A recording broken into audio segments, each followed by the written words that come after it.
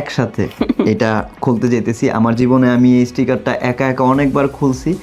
এই মোমেন্টটা একটু আমার জন্য স্পেশাল, কারণ আমি আর আমার মা একসাথে আজকে ফোন আনবক্স করতেছি।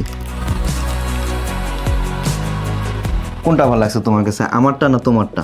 না, আমারটার জন্য আমার কালার সুন্দর হয়েছে, তোমার জন্য তোমার কালার মনে আছে আমি তোমার জিজ্ঞাসা করছিলাম অনেক আগে যে তোমার কোন কালারের ফোন পছন্দ, ব্ল্যাক নিবো কিনা, তুমি বলছিলাম না ব্ল্যাক ছাড়া যে কোনো অন্য কোনো কালার।